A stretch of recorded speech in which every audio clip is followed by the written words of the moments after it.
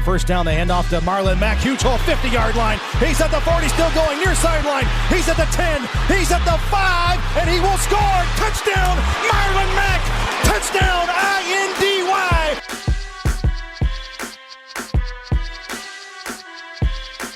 And again, it's picked off. It's Darius Leonard. Leonard with a second INT, and he's streaking down the near sideline. He's at the 40. He's at the 30. He's at the 20. He's going to go. A pick six for the Maniac. Kenny Moore gets to Deshaun Watson. That's a sack for Kenny Moore. Kenny has a pick and now a sack in the game. Horseshoe is back, baby. The horseshoe is back. What's up, Colts Nation? Welcome back to the Bring the Juice podcast. I am your co-host, Derek Larger. Joining me today is your other co-host, Cody Felger. Cody, how are you today? I'm doing well, man. Thanks so much for asking. It's a beautiful day out. Super excited to jump into this topic today. It's certainly going to be an interesting one in the wake of the Colts 2020 NFL Draft. Absolutely, man. You said it. It's a beautiful day, great day for some more Colts content. We're bringing you another one, and while we're pending on the status of Malik Hooker's fifth-year option status, we will find that out this afternoon. Whenever we get this video up, the Colts will probably have their decision made by then. But today, we're going to be talking to you guys about the three players that are impacted both positively and negatively from this Colts 2020 NFL Draft. So first things first, before we get started into the topic, just understand that we did not include Malik Hooker in this article of discussion because of the simple fact of this. Julian Blackmon's injury mixed with the fifth-year option status is more of a concern for us than Julian Blackmon actually getting signed at this moment in time. We just don't know about the future of Malik Hooker right now, so that's why we're not going to get into him on this list. But first things we're going to do, we're going to jump into three players who are positively impacted by the Colts draft, and we're going to start with Cody here. So Cody, who's the first name that we're going to mention here? Yeah, so the third most impacted guy was actually a drafted guy, Jacob Eason, quarterback, Washington. He's a guy that has a lot of people and a lot of the media have said this is the perfect situation for Eason to come in because he's ideally going to be sitting behind two quarterbacks who have started in the league with Phillip Rivers and Jacoby Brissett. And it's a thing where he doesn't, beyond the preseason which we'll see him the most probably this season, even if an injury happens to one of these quarterbacks, he's not going to have to see the field unless something crazy happens. He's going to have a year, maybe even 2 years, depending on what they do with Brissett and Rivers, to kind of sit behind these guys, learn, grow, compete with Chad Kelly for that third quarterback spot. I think it's a perfect situation for him with just the scheme that the Colts run, how they like, what they like in their quarterbacks, and also just Phillip Rivers, who I think him and Jacob Eason kind of have a similar style of play of kind of a gunslinger mentality where they're not afraid to throw the ball down the field, throw it into tight spots. So he has a chance to learn with that. And then also on the flip side, Jacoby Brissett, a guy who doesn't make a lot of mistakes, but then obviously you sacrifice the big plays, which we saw last year. So he kind of has the tale of two quarterbacks that he can learn from and kind of just soak it all in. If I was Jacob Eason in this situation, I would just be a sponge. I would be in Phillip Rivers and Jacoby Brissett's hip pocket, just asking questions over and over and over. And I think that's the chance that Jacob Eason has here. He's got the size, he's got the arm, he's got the intangibles that you're looking for. Frank Reich wasn't shy about this guy. He's going to need some work. He's kind of a project. That's why you take him in the fourth round. And for me, this is the perfect situation for Jacob Eason because he has the opportunity, he has the talent, he has the people to learn from, also including Frank Reich, Nick Sirianni, all those guys. It's a perfect situation for me for Jacob Eason to be in because he just has the opportunity to learn and to grow and to pick the brains of some very, very knowledgeable guys in the NFL. So for me, this is a no-brainer. Jacob Eason is a clear positive impact here for the Colts in 2020. All right, let's move to the second guy on our list, the second most impacted person in this Colts team impacted by the draft, and that is running back Marlin Mack. So, why would you say that Marlon Mack is positively impacted? I mean, Derek, he's going to probably lose some of his snaps. He's probably not going to get the yards and the stats that he wants. Fair enough, but allow me to explain. So, I think most Colts fans can understand that Marlon Mack has had some injury problems over the last few years. No offense to him. That's just what happens with a lot of running backs. And let's be honest, a guy of his size and the way the Colts like to run the ball a lot more than most teams do, that can take a toll on a guy like Marlon Mack, who's not really used to that kind of workload, who's just maybe not as durable as some other running backs are capable of being. So when you think about the option of a Jonathan Taylor, and I'll even get to the point of why adding Phillip Rivers helps Marlon Mack as well. Here's the thing. So with Jonathan Taylor, yes, he's going to lose snaps. But what do we always say? The best ability is reliability. And with Jonathan Taylor taking some of those snaps, Marlon Mack has the ability to rest a little bit more of the time, which could potentially keep him healthier for more time during the season. And when you're more healthy, potentially that means better production when he's in. So ultimately, I don't care if he gets 20 rushes for 120 yards, if he's getting 10 rushes for 85, 90 yards, that's better because that means that he's getting me half of the time, but he's getting me near the same production. It's ultimately important that he's getting better production while he's out there, not just more production running himself into the ground. That's why Jonathan Taylor is a positive influence for Marlon Mack. Marlon Mack is able to take more time to be able to adjust himself and get better. And honestly, they play a lot of the same way. Both of these two running backs do. Jonathan Taylor's just bigger and strong and faster. Cody and I were talking about that before the podcast started. And honestly, adding Phillip Rivers to this equation helps Marlon Mack because, again, that's more of a, Phillip Rivers throwing it to Nyheim Hines a few more times. Again, that's going to take a few reps away from Marlon, I know. But again, more time for the ball to be out of Marlon Mack's hands and let him be a pass protector at times and maybe just getting off the field, keeping himself rested. So ultimately, when you're looking at adding all these guys and Jonathan Taylor, Marlon Mack is going to lose production, yes, but positively in the long run, Marlon Mack might enjoy that because he might be able to stay healthier longer, which ultimately I think is the best thing for him here. Mm-hmm. Yeah, and it just is good. Like you said, the nature of the NFL, running backs don't really last long, right? They get a lot of tread on the tires, right? That's the most hardest position on your body, I would argue. And so it makes a lot of sense for all those reasons. And Marlon Mack is the ultimate team player. I was watching, so the local media had just talked to Frank Reich and was listening to kind of what Frank said about Marlon. He said right after they made the selection of Jonathan Taylor, Frank texted Marlon Mack and basically told him, hey, man, you know how we roll. You know that we like to feature multiple backs. We like to get each guy their reps and get each guy their touches. And Marlon Mack texted him back and said, yes, sir, ready to go. And so Marlon Mack isn't a guy, he doesn't come off as a guy to me that really cares about stats. He just cares about winning.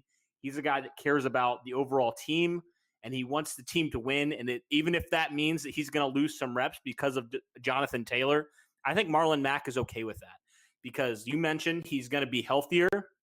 The Colts are going to get better production out of their running backs because, we saw last year, Jonathan Williams was pretty darn good when the Colts needed him, but you look at statistically when Marlon Mack has missed games, the Colts running game has suffered. Yep. And so, inevitably, the stats are and just the odds are that Marlon Mack's probably not going to play all of the games because it's a grind, right? It's a 16-game season, soon to be a 17-game season, and it's bound to happen. Injuries happen in the NFL. And I think this will help prevent the injuries from happening. I want to kind of make a comparison here, and it's slightly different, but I kind of look at like even Justin Houston last year when he was brought into Indianapolis, right? When he was with Kansas City, he was asked to do stuff that he didn't love to do, right? He was asked to go out to coverage. He was asked to be one of their primary pass rushers, and he got injured. And then the Colts used him. I guess they gave him more reps, or they gave him more rest, I should say. And what happened? I believe he played all 16 games. I mean, he was healthy. And so I think in a similar situation to this, I know it's slightly different, but in a situation like this, Marlon Mack, he gets the chance to be productive. We know how productive he is. He's a very good back when he's healthy, but there are health concerns. And so to me, this is a win for both guys and for just this Colts offense in general. And then you were talking about Phillip Rivers. He's going to be obviously one on our list here because you now have a two-headed monster with your running backs. You have Nyheim Hines still, who we know Phillip Rivers loves to throw to his running backs. We've seen that Darren Sproles, Danny Woodhead, and more recently Austin Eckler, who had 90 catches last year. And so Nyheim Hines will add another element there. You signed Trey Burton as well, who I think, when talking about helping for Marlon Mack, he's going to help tremendously because he's a good run blocking tight end, as well as adding Roosevelt Nix. And so Frank Reich has doubled down now on wanting to improve this running game, which we saw. It seems like every year that Phillip Rivers has had a good year and the Chargers have been successful, they've been able to run the football. And the Colts certainly have doubled down and even tripled down on wanting to run the football. And I think that'll take so much pressure off of Phillip Rivers to have to feel like he has to make every throw, right? To feel like if he doesn't make this throw, the Colts aren't going to win, right? They can beat you in other ways. Frank Reich, one of the things that Frank Reich loves to do is wear teams down. And now the Colts have that two-headed monster. And I think, with a player of the caliber of Phillip Rivers, now adding Michael Pittman, Desmond Patman, two bigger body receivers. I saw in kind of I don't know if you've watched the Colts doing their next pick series, but I was watching the most recent one about the draft, and Chris Ballard and Frank Reich were comparing him to Vincent Jackson, right? And we know that was one of Phillip Rivers' favorite targets when he was with the Chargers. So giving him a familiar body type in a receiver, as well as getting T.Y. Hilton back, adding, keeping Paris Campbell, Zach Pascal, who knows about Reese Fountain, and also giving him one of the best, if not the best, offensive lines in the league. I think this is a clear number one. Phillip Rivers, with all the talent the Colts have added, free agency, and also now in the NFL draft, I think this is a clear number one. Phillip Rivers is the biggest winner here from this Colts draft. All right, and real quick before I say something here, the Colts have officially decided not to pick up Malik Hooker's fifth-year option. Really? Yep, they declined it. That's interesting. Yeah, very, very interesting. Well, that means two things, guys. It either means that the Colts are going to trade him at some point, or they really are going to test this year to see if Malik Hooker is worth bringing back next year. I mean, I guess I understand in the sense that Chris Ballard is not wanting to tie himself to something that he may not want to keep around for a while, but we're going to discuss that here in another video. But anyway, Cody mentioned Phillip Rivers there. Good info there on that one. So now let's move here to players who will be negatively affected by this draft. There's a couple here. And the third guy on our list here, we have Mark Lewinsky, who obviously, if anyone has been listening to us from last season, knows Cody's feelings toward Mark Lewinsky. Not that he hates him in any way, he just thinks that, we could continue to do better at right guard. And, with the Colts adding Danny Pinter to the mix in the fifth round, you heard how Ballard and the Colts staff raved about Danny Pinter's ability and,